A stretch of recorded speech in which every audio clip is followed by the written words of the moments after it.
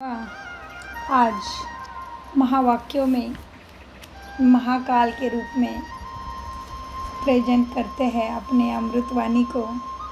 आज है 27/5/2026। बाप दादा मधुबन से मधुर अनमोल महावाक्य है। मीठे बच्चे, हाँ जी बाबा। महावाक्य। कालों का काल बाबा आया है तुम्हें काल पर जीत प्राप्त कराने। मन मनाभव के मंत्र से ही तुम काल पर जीत पा सकते हो। कौन सा मंत्र है? उसके बिना स्वर्ग में जा ही नहीं सकेंगे। मन मनाभव के मंत्र से ही तुम काल पर जीत पाएंगे।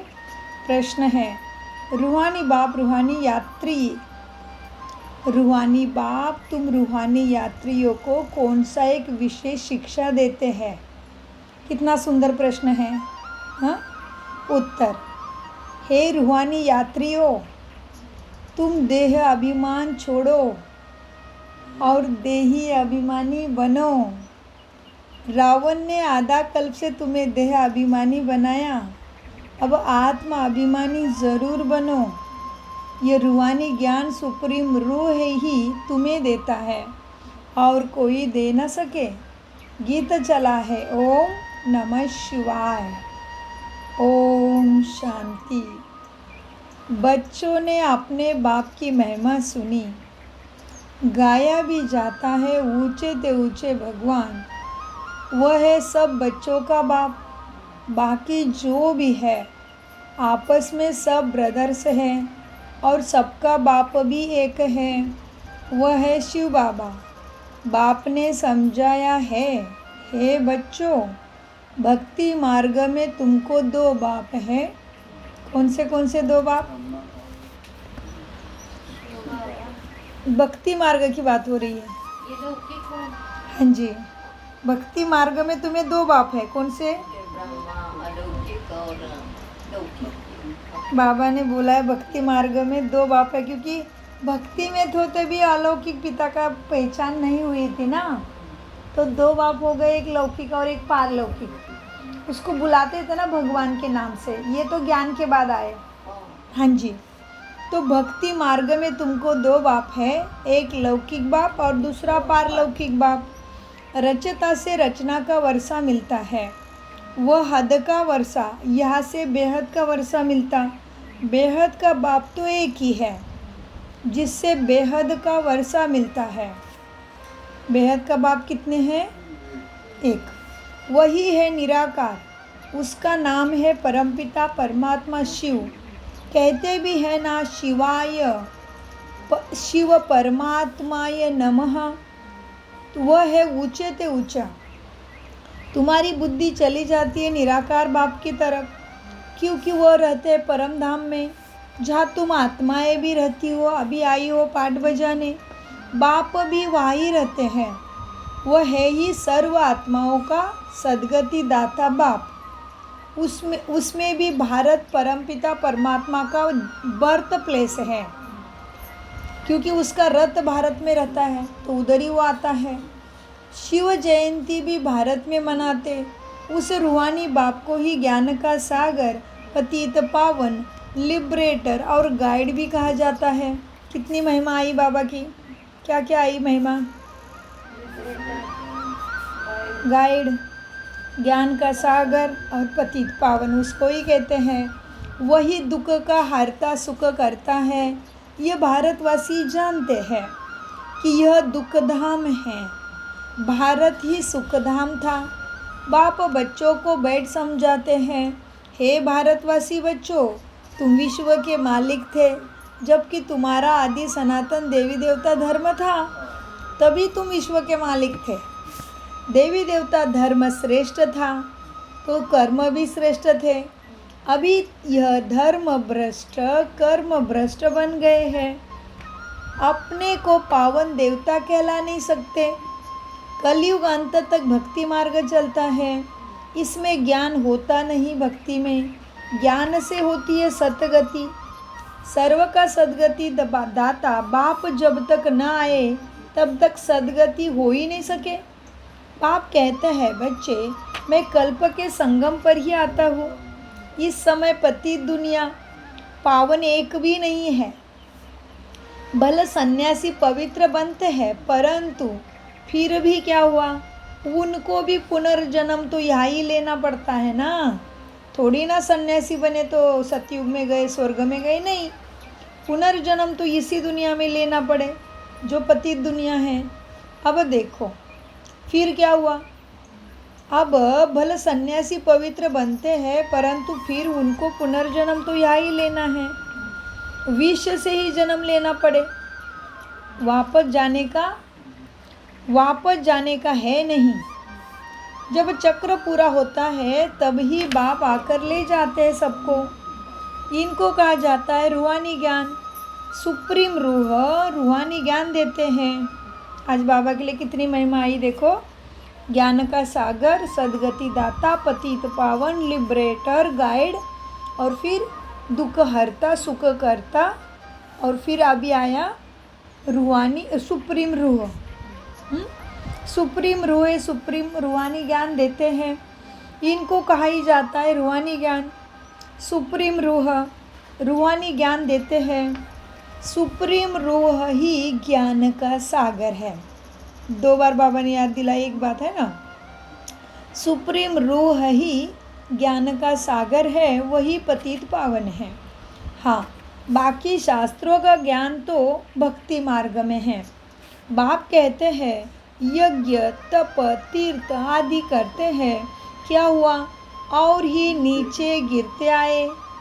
तुम पहले सत्व प्रधान थे, भारत में प्योरिटी थी तो पीस भी था, हॉस्पेरिटी भी थी, हेल्थ वेल्थ दोनों ही थे। आज से 5000 वर्ष पहले की बात है। ये भारत ही स्वर्ग था। उस समय और कोई धर्म नहीं था, सिर्फ एक ही आदि सनातन देवी देवता धर्म सतयुग में था, जो परमपिता परमात्मा ने स्थापन किया। स्वर्ग की स्थापना तो वही परमपिता सद्गति दाता ही करेंगे ना। मनुष्य तो कर न सके। ऐसे तो नहीं कहेंगे कि श्री कृष्ण स्वर्ग का रचयिता है, नहीं, रचयिता तो एक ही निराकार शिव है, बाकी सब बच्चे उनकी रचना है। रचयिता से ही रचना को वर्षा मिलता, बाप समझाते हैं। बाकी बाबा रचयिता है नई दुनिया का, और हम सब रचना है उनकी। इस रचयिता और रचना के नाम से हम सब है देवी देवता वाले। हाँ, तो देवी देवताओं का है वो महादेव। इसलिए बाबा कहते श्री कृष्ण को रचयिता नहीं कहेंगे, वो भी देवता है। इसलिए लॉर्ड कृष्णा कहते हैं ना, इसलिए कहते गॉड इज़ वन, है ना। बाप समझाते हैं, मीठे बच्चे, मैं तुम्हारा बेहद का बाप हूँ, तुमको बेहद का वर्षा देता हूँ। वो भी 21 जन्मों के लिए तुम राज्य करते हो दुनिया पे। सूर्यवंशी चंद्रवंशी पवित्र धर्म स्थापन मैं करता हूँ। ब्राह्मण धर्म ही चोटी है। ब्राह्मण धर्म सब धर्म से ऊपर हो गया अभी, क्योंकि तुम सब जानते हो, देवी देवता भी नहीं जानते और धर्म पिता भी नहीं जानते, साधु सन्यासी ऋषि मुनि भी सारे चक्र के खेल को नहीं जानते। तो सूर्यवंशी चंद्रवंशी पवित्र धर्म स्थापन करता हूँ, फिर तुम ब्राह्मण धर्म चोटी हो। सबसे ऊंचा है रूहानी बाप। रूह को आप समान बनाते हैं। कौन है रूह? हाँ जी, आत्मा है रूह। रूह को ही आप समान बनाते हैं। बाप ज्ञान का सागर, देखो बाबा की महिमा कितनी आ रही बार बार। हाँ, बाप ही ज्ञान का सागर, 3 बार बोला ज्ञान का सागर, फिर सुख का सागर भी है। तो तुमको भी ऐसा बनाते हैं। भारत ही सुखधाम था, अभी दुखधाम है। बाप कैसे आते हैं यह किसी को भी अर्थ सहित पता नहीं। सतयुग आदि से कलयुग अंत तक यह सारी हिस्ट्री ज्योग्राफी भारत की है। ये लक्ष्मी नारायण कितने हेल्दी वेल्दी थे, कभी बीमार नहीं पड़ते थे, अब काल पर विजय पाने की शिक्षा ये भी ले रहे हैं। बाप जिन्हें काल का काल महाकाल कहा जाता है, वही तुमको काल पर विजय पहनाता है। श्री कृष्ण को कालों का काल महाकाल कभी कहते हैं क्या? नहीं, उनको तो कालिया नाग ने ढस लिया खुद को ही, लेकिन अर्थ नहीं समझते हैं। फिर उनके ऊपर डांस किया और मार दिया, वो समझते नहीं उसका अर्थ। स्वयं ब्रह्मा ने भी अपने विकारों को जीत पाई, उसका प्रतीक है कालिया नाग के ऊपर जीत पा ली उसने। अभी काल पर विजय पाने की शिक्षा तो तुम ले रहे हो। बाप जिन्हें कालों का काल महाकाल कहा जाता है, वह तुमको काल पर विजय पहनाते हैं, जो सतयुग त्रेता में तुम्हारी समय के पहले मृत्यु नहीं हो सकती। नाम भी सुना ना, शिवाय नमः। तुम ऐसे तो नहीं कहेंगे कि परमात्मा सर्वत्र है, सर्वव्यापी है। तुम नहीं कहते, क्योंकि तुम्हारा ज्ञान का तीसरा नेत्र खुला है, तुम्हें पता है परमात्मा कहाँ से आता है, कहाँ रहता है, क्या करता है। तुम नहीं कहेंगे सब में भगवान है। देखो, तुम ऐसे तो नहीं कहेंगे परमात्मा सर्वव्यापी है, कुत्ते बिल्ली में भी परमात्मा है, यह भी तुम नहीं कहेंगे। इसको ही कहा जाता है धर्म की अति ग्लानि। सर्वोच्च भगवान को सर्वव्यापी कहना, कुत्ते भी में बिल्ली में भी कहना, ये क्या हो गई? धर्म की ग्लानि हो गई। बाप की कितनी ग्लानि करते हैं? अभी यह है कल्प का संगम का समय। इस समय ही विनाश काले विपरीत बुद्धि कहा जाता है। अब विनाश तो सामने खड़ा है। गीता में भी लिखा है, क्या लिखा गीता में? यादव कौरव पांडव क्या करत भय। यादव ने क्या किया, पांडवों ने क्या किया और कौरवों ने में क्या किया? ये क्या किया? भय कहते हैं, अर्थ नहीं समझते। तुम हो पांडव सेना, और जिन्होंने मुसल निकाले, मिसाइल बना दे, बॉम्ब बारूद बना दे, वो अंग्रेज सारे यादव है। और भगवान आने के बाद भी भक्ति देवी देवताओं के पास ही रहेंगे, गुरु गोसाई के पास ही रहेंगे, वो कौरव सेना है। सर्व शास्त्र शिरोमणि श्रीमद् भगवत गीता गाई गई, उनसे ही फिर और शास्त्र के निकल गए, और शास्त्र निकाल दिए। गीता से ही और धर्म के शास्त्र निकले। तुम जानते हो, क्या जानते हम? गीता है डेटी धर्म का शास्त्र, उसमें ही थोड़ा ज्ञान आता है। भगवान वाच और मन्मनाभो मध्याजी भव सर्वधर्मानि परित्यज्य। हाँ, मुझे शरण में आ जाओ, ये थोड़ा थोड़ा ज्ञान गीता में आता है। इसलिए तुम जानते हो। कौन जानता है? कौन जानता है? हम जानते हैं, तुम ही जानते हो। गीता है डेटी धर्म का शास्त्र। बाप कहते हैं, बच्चे मैं आता हूँ तुमको शूद्र से ब्राह्मण बनाता हूँ। तो देखना है मैं कितने % ब्राह्मण बनी हूँ। मैं आता हूँ तुमको शूद्र से ब्राह्मण बनाता हूँ, फिर सो तुम देवी देवता बनते हो। फिर क्या होता है? फिर तुम क्षत्रिय वैश्य शूद्र बनते हो। बाप समझाते हैं, बच्चे तुमने 84 जन्म कैसे लिए? बाप ने ही समझाया। सबसे जास्ती जन्म ज़रूर वही लेते हैं जो पहले पहले सतयुग में जन्म लेते हैं। मैक्सिमम 84 जन्म ही लिए जाते हैं। तुम भारतवासियों ने मैक्सिमम 84 जन्म लिए हैं, मिनिमम 1 जन्म भी लेती कोई आत्मा लास्ट में। यह भी बाप ही बैठ समझाते हैं, ऊपर से प्रेरणा नहीं करते हैं। बाप बिगर किसी को भी ज्ञान का सागर कहा नहीं जाता। क्यों?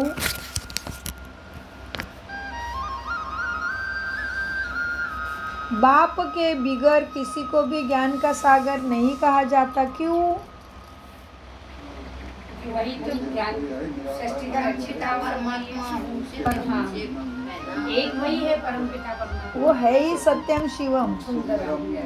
उनके अंदर ही सारा ज्ञान है, क्योंकि वो निराकार ज्योति स्वरूपम है, वो जन्म मृत्यु में आते ही नहीं है, तो उनको पतित बनना ही नहीं पड़ता। तो वही सदा ज्ञान का सागर रहेगा, वो श्याम और सुंदर होता ही नहीं। मीठे बच्चे, पतित पावन ज्ञान का सागर कहने से बुद्धि तुम्हारी ऊपर चली जाती है बाप के तरफ। बाप ही सबको लिबरेट कर वापस ले जाते हैं। सर्व का सदगति दाता एक ही बाप है। अच्छा, फिर सर्व की दुर्गति कैसी होती है? कौन करता है सर्व की दुर्गति? बताओ। रावण ने किया। कहाँ रहता है रावण? हमारे विचारों में, हमारे मन में। हाँ जी, संस्कारों में, स्वभाव में बैठ गया। सर्व का सदगति दाता एक बाप है। अच्छा, फिर सर्व का दुर्गति कैसी होती है? कौन करता दुर्गति? सदगति सतयुग को, दुर्गति कलयुग को कहा जाता। बाप कहते हैं, मैं कल्प कल्प तुम बच्चों को आकर सदगति देता हूँ। तुम सारे वर्ल्ड की हिस्ट्री ज्योग्राफी अभी जानते हो। स्कूलों में तो आधी हिस्ट्री आधी ज्योग्राफी सिखाते हैं। सतयुग त्रेता में कौन राज्य करते थे? किसी को भी नहीं पता। चित्र तो बरोबर है, घर घर में, मंदिर में चित्र तो बरोबर रखे, सिखाते नहीं है, जानते ही नहीं तो कैसे सिखाएंगे। सतयुग त्रेता में कौन राज्य करते थे? किसी को भी नहीं पता। चित्र तो रखे देवी देवताओं के। अब ये लक्ष्मी नारायण राज्य करते थे, कितना समय वो राजधानी चली तुम बता सकते हो? क्रिश्चियन डायनेस्टी 2000 वर्ष चली, बौद्ध डायनेस्टी इतनी समय चली, इस्लामी इतनी समय चली। अब उनके आगे कौन था वो तो नहीं पता। अब इस्लामी भी इतने समय चली। अब उनके आगे फिर सूर्य चंद्रवंशी थे, जिन्होंने 1250 वर्ष राज्य किया। अब उनके आगे कौन था? बाबा कभी पीछे बोलता ही नहीं, क्योंकि उसको है ही नहीं पीछे। बाबा चंद्रवंशी के आगे कौन था यह भी किसी को पता नहीं। कौन था भाई चंद्रवंशी के आगे? सूर्यवंशी थे।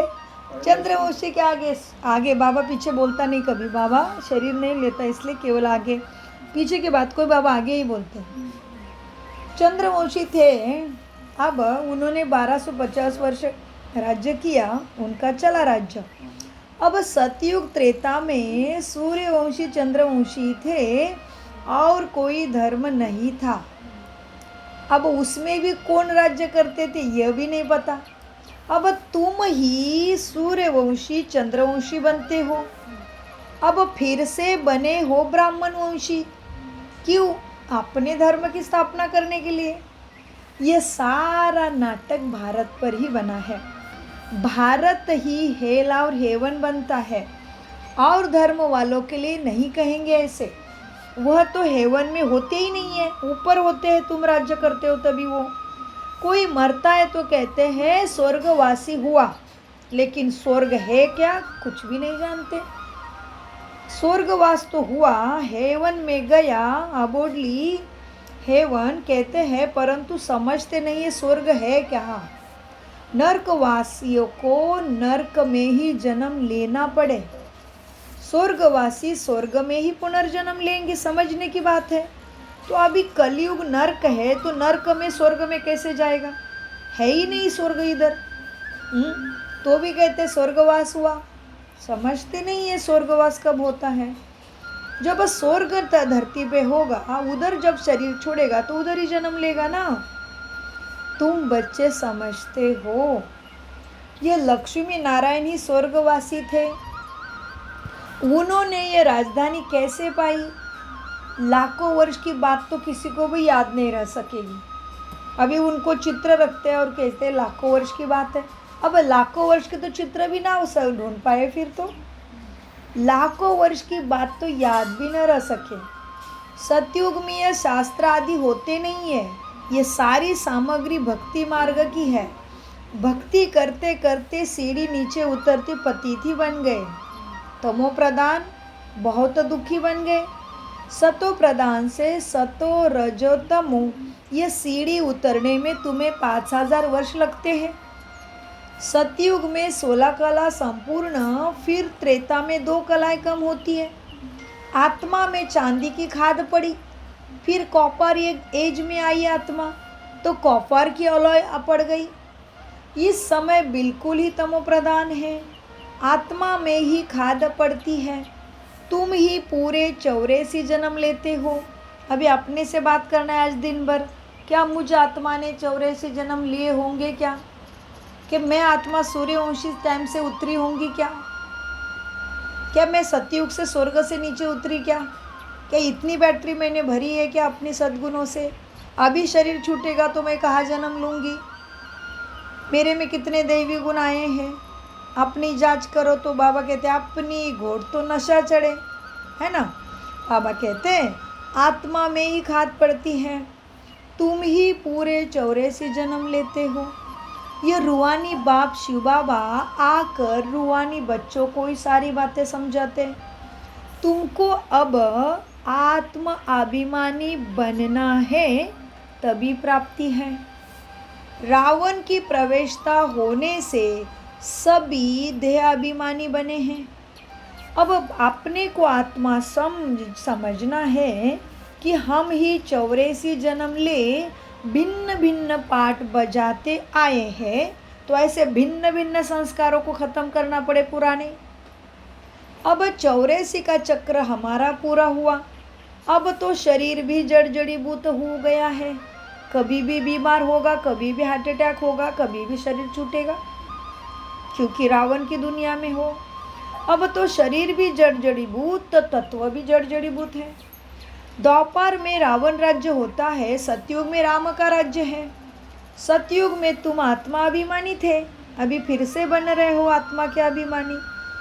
द्वापर कलयुग में तुम देहाभिमानी बन जाते हो, ना तुम आत्मा को ना परमात्मा को जानते हो फिर द्वापर युग में। इसलिए बाप समझाते बच्चे, आत्मा तुम एक स्टार हो। क्या समझाए बाबा ने आके? बच्चे तुम आत्मा हो माने एक स्टार है, भ्रुकुटी बीच में चमकता है अजब सितारा, ऐसे सन्यासी गाते तो है, बाकी कुछ नहीं समझते। फिर समझते ब्रह्म में लीन हो जाएंगे। बाप समझाते हैं आत्मा एक स्टार है, भ्रुकुटी के बीच में चमकता है अजब सितारा, उनको सिवाय दिव्य दृष्टि से देखा भी नहीं जा सकता आत्मा को भी, क्योंकि वो भी बिल्कुल अति सूक्ष्म है। शरीर ही एक, आत्मा ही एक शरीर छोड़ दूसरा लेती है। हम आत्मा ने 84 जन्म लिए हैं। परमपिता परमात्मा भी अति सूक्ष्म बिंदी है, उनको ही ज्ञान का सागर, पतित पावन, नॉलेजफुल कहा जाता है। परमपिता परमात्मा आत्मा में, देखो ध्यान से सुनो, परमपिता परम आत्मा में सृष्टि के आदि मध्य अंत का ज्ञान है। अब बीज रूप होने के कारण उनको ही सत चित्त आनंद स्वरूप कहा जाता है। बीज है वो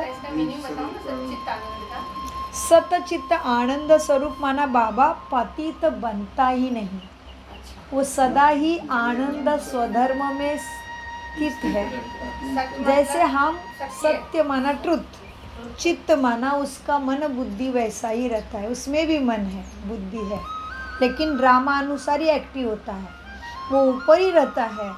लेकिन जब तक उसका पार्ट नहीं, तब तक सर्वशक्तिमान होने से भी, पूरे सृष्टि का मालिक होने से भी ड्रामा में बंधा हुआ है। मतलब वो ड्रामा को भी इतना मान देता है, इतना निरहंकारी निर्विकारी है वो। सतचित्त आनंद स्वरूप है, उसका स्वरूप ऐसा है। हमारा भी आनंद जो है, सहस्रार चक्र है, अंतिम चक्र हमारा अति उच्च, जिसमें आत्मा का निवास है। तो कहते हैं सहस्रार चक्र जब खुलता है तो आनंद ही आनंद प्राप्त होता है। तो हाईएस्ट प्राप्ति उच्च प्राप्ति कहते हैं। और इसकी पंखुड़ियाँ कितनी है सहस्रार चक्र की? अनंत है। तो आनंद गुण यहाँ दिखाया जाता है सहस्रार चक्र में। तो आनंद प्राप्त हो गया, क्योंकि आनंद का विरोध शब्द कुछ नहीं है। जैसे शांति का अशांति है, दुख का सुख है, ज्ञान का अज्ञान है, हाँ, पवित्रता का अपवित्रता है। आनंद तो आनंद ते रंग आनंद चे डोहे, आनंद को विरोधाभासी नहीं है, आनंद आनंद ही है। चलो, बाप बीज रूप होने के कारण उनको सतचित्त आनंद स्वरूप कहा जाता है। बाप में है जो ज्ञान वो ज़रूर सुनाना पड़े, बाप में जो ज्ञान है वो ज़रूर सुनाना पड़े। यही है स्पिरिचुअल नॉलेज। ये क्या है? स्पिरिचुअल नॉलेज, जो स्पिरिट को ही मिलता है, आत्मा, और वो है स्पिरिचुअल फादर। इन दोनों के बीच का खेल है ये सारा। बाप में ज्ञान है वो ज़रूर सुनाना पड़े, यह है स्पिरिचुअल नॉलेज। सब रूहों का बाप आकर रूहों को ही पढ़ाते हैं। तुमको आत्मा अभिमानी ज़रूर बनना है। शिव बाबा हमको पढ़ाते हैं, क्यों पढ़ाते हैं? वही नॉलेजफुल है। बाबा ही आकर स्वर्ग की रचना रचते हैं, तुमको स्वर्ग का लायक बनाते हैं। यह सृष्टि का चक्र का राज कोई मनुष्य नहीं जानते। क्यों? बाप को ही नहीं जानने कारण भारत का यह हाल हुआ है। भारत में प्यूरिटी थी ना, तभी क्या क्या था? जब भारत में प्यूरिटी थी तो पीस भी, प्रॉस्पेरिटी भी थी। अब तो है ही नर्क, फिर कोई स्वर्ग में कैसे जा सकता है? फिर भी कहते हैं कोई मरने से स्वर्गवासी हुआ। मतलब स्वर्ग आत्मा चाहती है, जाना कैसा है विधि नहीं जानती है। कौन सिखाता है विधि? परमपिता। अब अभी तो है ही नर्क, फिर कोई स्वर्ग में जा कैसे सकते हैं? बिल्कुल ही पत्थर बुद्धि हो गए हैं, इसलिए नर्क में मरता है उसको स्वर्ग में भेजते हैं। बाप कहते हैं, मीठे बच्चे, मैं बच्चों के लिए कोई सौगात तो लाऊंगा ना। मैं आऊँगा तो सौगात तो लाऊंगा। सौगात माना गिफ्ट, वंडरफुल गिफ्ट, कोई नहीं दे सकता, अनोखा, अनमोल। बाप कहते हैं, मैं बच्चों के लिए कोई सौगात तो ले आऊँगा। तुमको स्वर्ग का मालिक मैं बनाता हूँ। जिन्होंने कल्प पहले वर्षा लिया है वह अब भी ज़रूर लेंगे। मनुष्य से देवता वही आत्मा बनेगी। वास्तव में प्रजापिता ब्रह्मा के तो सारी दुनिया बच्चे हैं, क्योंकि सब प्रजा है अभी। अब ब्रह्मा द्वारा शिव बाबा रचना रच रहे स्वर्ग की। ब्रह्मा कुमार कुमारी बनते जाते हैं। शिव बाबा से वर्षा लेने के लिए पुरुषार्थ तो ज़रूर करना पड़े। फिर तीव्र करो, धीमा करो या उड़ती कला का पुरुषार्थ करो, जो करेगा वो पाएगा। तमो प्रधान से सतो प्रधान तुम्हें तो बनना है। बाप कहते हैं, बच्चों मुझे याद करो तो तुम्हारे क्या विनाश हो जाएंगे? हाँ, बहुत अच्छा। मेरे बिना पाप कर्मों से मुक्ति तुम्हारी कोई कर नहीं सकता, इसलिए मुझे कहते हैं पाप कटेश्वर। भोलेनाथ भी है, भोला है वो। तुरंत हमने थोड़ा प्यार से उसकी बातों पे चलना शुरू किया तो वो मान जाता है। बाप कहते हैं, बच्चों मुझे याद करो तो तुम्हारे सब विकर्म विनाश होंगे। यह स्पिरिचुअल नॉलेज सिवाय बाप के और कोई दे भी नहीं सकता। रूहानी बाप ही रूहों को नॉलेज देते हैं। तुम रूहानी यात्रा करते हो। देहाभिमान को छोड़ तुम्हें देही अभिमानी बनना है, और तुम देही अभिमानी बनते भी हो। आत्मा अविनाशी है। आत्मा में ही सारा पाठ भरा हुआ है। आत्मा कैसे 84 जन्मों का पाठ बजाती है अब तुमको मालूम पड़ा है। हम सूर्यवंशी थे, घुमाओ सुदर्शन चक्र भी। हम सूर्यवंशी थे, फिर चंद्रवंशी बने, फिर हमको सूर्यवंशी फिर से बनना है। अभी बाप सतोप्रधान बनने की शिक्षा तुम्हें देते हैं। मुख्य शिक्षा मामेकम याद करो। क्यों मामेकम? क्यों बाबा कहते हैं मुझे याद करो? क्यों बता, क्यों? एक वही है, फायदा बताओ, फायदा उसका। वही कि वही ज्ञान का सागर है, वही हमारा विद्या विनाश करने वाला है, वही कटेश्वर है, हाँ सब कुछ तो वही है ना। हाँ, और बताओ, साइंटिफिकली बताओ। बहुत अच्छा चिंतन, और बताओ। शांति देता है। हाँ जी। अभी बाप कहते हैं बच्चे, बाप सतोप्रधान बनाने की शिक्षा तुम्हें देते हैं। वही बाप कहते हैं मामेकम याद करो। क्यों? सबने बताया, बहुत अच्छा चिंतन। दूसरी एक अति सूक्ष्म साइंटिफिकली बात है, वाइब्रेशंस बहुत अति सूक्ष्म है, स्पंदन रेजेस। जिसको तुम याद करते हो दिल से, उसके मन का भाव, उसके स्वभाव संस्कार, उसके वाइब्रेशन तुम में आ जाते हैं अति सूक्ष्म में। Very good. तो किसी भी मनुष्य आत्मा भी पावन है ही नहीं। सभी के अंदर कोई ना कोई कमी भी है, गुण भी है, लेकिन कमी भी है। तो तुम जिसको याद करोगे वो उस किस अवस्था में उस समय है, वही अवस्था तुम्हारे ऊपर अति सूक्ष्म सेट मन पे डाउनलोड हो जाती है। ठीक है? तो इसीलिए बाबा हर बार कहते हैं मुझे याद करो, मुझे याद करो, मुझे याद करो, मुझे याद करो। क्यों? क्योंकि वो सदा ही ज्ञान का, सुख का, शक्ति का, प्रेम का सागर है। तो जिसको जो चाहिए ले सकते हैं। वो हमेशा उसी स्थिति में है। जितना हम उसको याद करेंगे, मुझ में क्या कमी है, अति सूक्ष्म कमी धीरे धीरे बढ़ती जाना, ये लॉ है। जैसे बीज को धरनी में बोओगे, तुम देखते रहोगे टुकुर टुकुर, तुम्हें कुछ नहीं करना है देखने का काम। बोलो अच्छे से, उसको ढक लो मट्टी में, अंदर सिस्टम है। तुम्हें केवल पानी देना है, कीड़े मकोड़े से बचाना है, सुरक्षा दूसरे जानवरों से बचाना है, तुम्हारे हाथ में। वो तुम करो, फिर बाकी की व्यवस्था उसमें प्रकृति में है। उस बीज के जड़े बिड़े दूर दूर दूर जाके पानी बीनी सब कुछ लेने का इंतजाम अंदर है। सेम हमारी याद का। इसलिए बाबा कहते बच्चे, अभी बाप तुम्हें सतोप्रधान बनाने आए हैं, तो शिक्षा भी सतोप्रधान बनने की देते हैं। वही बाप कहते हैं माँ में कम याद करो। भगवान वाच, गीता का भगवान ही शिव बाबा है, ना कि श्री कृष्ण। श्री कृष्ण की आत्मा भी अभी उसी परमात्मा से सीख रही है कि सतोप्रधान कैसे बनना है।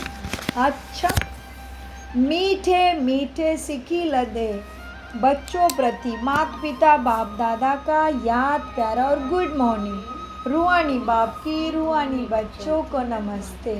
हम रूहानी बच्चों की रूहानी बाप दादा को याद प्यार गुड मॉर्निंग। नमस्ते प्यारे बाबा, नमस्ते। हम है सतबुद्धि से, आत्माभिमानी स्थिति से सच्ची गीता ज्ञान को समझते, धारण करते और कराते। धारणा, रूहानी यात्रा करनी और करानी है। स्वयं को सतोप्रधान बनाने के लिए एक बाप को ही याद करना है। हाँ जी बाबा, अंदर निकले। हाँ जी बाबा, आत्माभिमानी बनने का पूरा पूरा पुरुषार्थ करना है। क्यों? श्वासों का भरोसा नहीं। काल पर विजय पाने के लिए बाप की शिक्षा को ध्यान पर जरूर रखना है। अपने को रूह समझ, रूह को ज्ञान देना है। वरदान, बाप दादा के कर्तव्य को अपना निशाना बनाने वाले मास्टर मर्यादा पुरुषोत्तम भव बाप दादा सद्गुरु के रूप में मेरे सम्मुख आते हैं, मेरे सिर पे हाथ रखते हैं और मुझे वरदान देते हैं। बाप दादा के कर्तव्य को अपना निशाना बनाने वाले मास्टर मर्यादा पुरुषोत्तम भव वरदान का विस्तार है। कहा जाता है, अपनी घोड़ तो नशा चढ़े, दूसरे की कमाई में कभी भी आंख नहीं जानी चाहिए। दूसरे के नशा को निशाना बनाने के बजाय बाप दादा के गुण और कर्तव्यों को निशाना बनाओ। बाप दादा के साथ अधर्म विनाश और सत्य धर्म की स्थापना के कर्तव्य में ज़रूर मददगार बनो। कैसे बनेंगे? चिंतन करो। अधर्म विनाश करने वाले अधर्म का कार्य व दैवी मर्यादा को तोड़ने का कार्य नहीं कर सकते। वो मास्टर मर्यादा पुरुषोत्तम होते हैं। बहुत गहरा विस्तार है वरदान का। बार बार सुन के पढ़ के इसको अपने अंदर ले लो।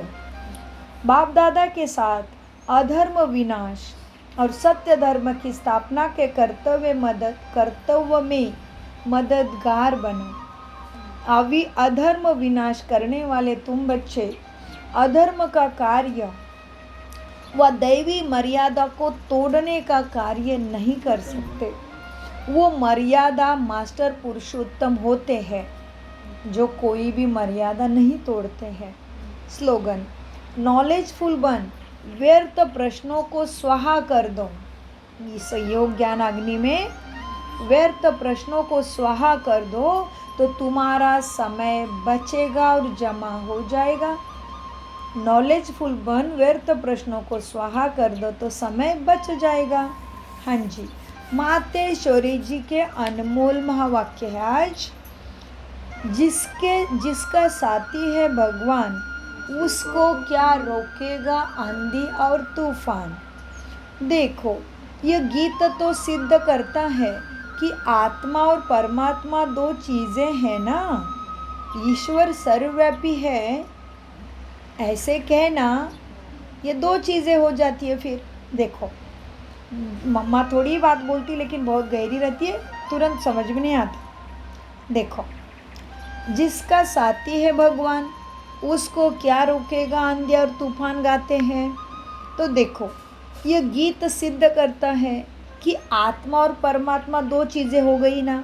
हाँ, ना ईश्वर सर्वव्यापी है। हाँ, ईश्वर सर्वव्यापी नहीं है, ये गीत ने साबित कर दिया। क्योंकि जिसका साथी ईश्वर है वो हाजिर होते हुए फिर भी सृष्टि में इतना दुख क्यों है। फिर मनुष्य इतने कंगाल मोहताज क्यों हो गए हैं विकारों के। परमात्मा तो सुख स्वरूप है ना। तो सर्वव्यापी परमात्मा कहना गोया परमात्मा की इंसल्ट करना हो गया ना। भगवान के हाजिर होते दुनिया सुख स्वरूप होनी चाहिए थी ना। फिर इतना दुख क्यों है बताओ, भगवान सर्वत्र है तो। फिर परमात्मा को पुकारने की क्या दरकार थी, परमात्मा सब में है तो इस समय माया सर्वव्यापी है ना कि परमात्मा हाजिर है। परमात्मा जहाँ हाजिर होगा वो इतना दुख अत्याचार होगा क्या, कोई तो समझ पाएगा ना एकादा तो। परमात्मा सिर्फ एक बार संगम पर आता है तब उनको हाजिर नाजिर कह सकते हैं। बाकी उनकी याद सबके दिलों में ज़रूर व्यापक है, सब उसको पुकारते दोपहर से। शरीर को चलाने वाली शक्ति तो हर एक में भिन्न भिन्न संस्कार वाली आत्मा तो बैठी है ना। परमात्मा कैसे होगा एक के अंदर? सबके अंदर अगर परमात्मा है तो सब बाप हो गए, तो फिर बाप को क्यों पुकार रहे हो? और एक सबके अंदर भगवान है तो भगवान को कैसे मारपीट करेगा, कैसे अन्य अत्याचार करेगा, सोचो। तो भगवान आत्मा परमात्मा अलग अलग है, आत्मा में परमात्मा नहीं है। अब विचार करना है कि परमात्मा का साथ क्यों लिया है। इस माया के आंधी और तूफान से पार होने के लिए। तो ज़रूर कोई माया का तूफान मनुष्य के पीछे लगा है, इसलिए गा रहा है, जिससे पार होने के लिए उस परमात्मा को याद करना है। और परमात्मा का साथ आत्मा मांगती है। अगर वो सबके बीच में हाजिर होता तो न माया में उलझन हो, न माया की उलझन में पड़ते, ना उनका साथ लेने के लिए याद करना पड़ता। वो हाजिर नाजिर तुमने जब से बुलाया तब से नहीं है, उसके टाइम पे ही आता है। तो हम आत्मा और परमात्मा दोनों का इस खेल में पार्ट बना हुआ है। तो जब परमात्मा आता है तो उनका पूरा साथ तो ले उनको उनका हो जाना चाहिए ना, तभी माया के तूफान से छूट पाएंगे। अब जब वो आया है तो उसको पहचानने को तैयार नहीं है। भले वो सबका सुख दाता है भले, परंतु जो प्रैक्टिकल में उनका सहारा तो ले ले, विधि में तो आ जाए, विधि है तो सिद्धि है। अब परमात्मा सुख का दाता है, लेकिन प्रैक्टिकल में उनके मार्ग पे चलने के लिए उनका ज्ञान का सहारा लेना पड़े। उन्हों का ही साथ मिलता है जो उनके श्रीमत पर चलेगा, तो उन बच्चों को एक्स्ट्रा प्राप्ति होती है। भले वो दुनिया के अंदर आए, उपस्थित हुआ है, परंतु ओहो उसको पहचानते हैं, ज्ञान में चलते हैं, फिर आश्चर्यवत भागंती होती है। कितनी माया प्रबल हो गई भगवान से भी। दुनिया इनको न जानने कारण इनका साथ नहीं ले पाती है। अगर इनका पूरा साथ पकड़ ले तो मदद देने में तो भगवान मशहूर है। तुम एक कदम चलो, वो 10 कदम तुम्हारे तरफ दौड़ेगा। बाप है तुम्हारा, तुम एक ही कदम नहीं चलते हो तो उसमें ही गाड़ी तुम्हारी उल्टी पुल्टी होके माया के वश में होके छोड़ देते हो। आश्चर्यवत सुनंती भागंती। हाँ, कहते हैं भगवान एक कदम तुम आगे बढ़ो, 10 कदम आगे आएंगे तुम्हारे भगवान। फिर तो वह संपूर्ण वर्षा देते हैं। जिसमें कोई अपूर्णता नहीं होती है वो संपूर्ण वर्षा देंगे, लेकिन उनके श्रीमत पे चलना पड़े। तुम परमत, शास्त्रों की मत, मन मत, जनमत, मन मत पे चलोगे तो दूर रहोगे उससे। अच्छा, ओम शांति। मम्मा की मुरली, मातेश्वर जी के महावाक्य थे। आज कौन सा बुधवार है? ओके। ये अव्यक्त इशारे। सदा अचल अडोल एकरस स्थिति का अनुभव करो। कोई भी संकल्प आए तो ऊपर दे दो। बाप बैठा है ना, उसको दे दो। उल्टा सुल्टा संकल्प बाबा को दे दो। कोई भी संकल्प आए तो ऊपर देकर स्वयं निसंकल्प होकर चलते जाओ। जैसे इसने किया, घर जलाया तो भी बैठा है चुपचाप। बाबा वो कहता है घर जला के गए लोग, तो कहता है बैठा है, बैठने बाबा देख रहा है, मैं क्या करूं, मैं तो निमित्त हूँ। वो घर भी उसका, मैं भी उसका, वही सोचेगा मार्ग, डरता ही नहीं है। किसी भी चीज़ का संकल्प ब्रह्मा ने जब जब उनके ऊपर संकट आया, संकल्प चलाया तो भी श्रीमत के अनुसार ही। मतलब कल के मुरली में बाबा ने बोला, एक धक्के से उसने छोड़ दिया सारा देह का अभिमान और उसकी बात पे चलने लग गया। तो पहला नंबर का बन गए, श्री कृष्ण बन गए ये तो। कोई भी संकल्प आए तो ऊपर देकर स्वयं निसंकल्प होकर चलते जाओ।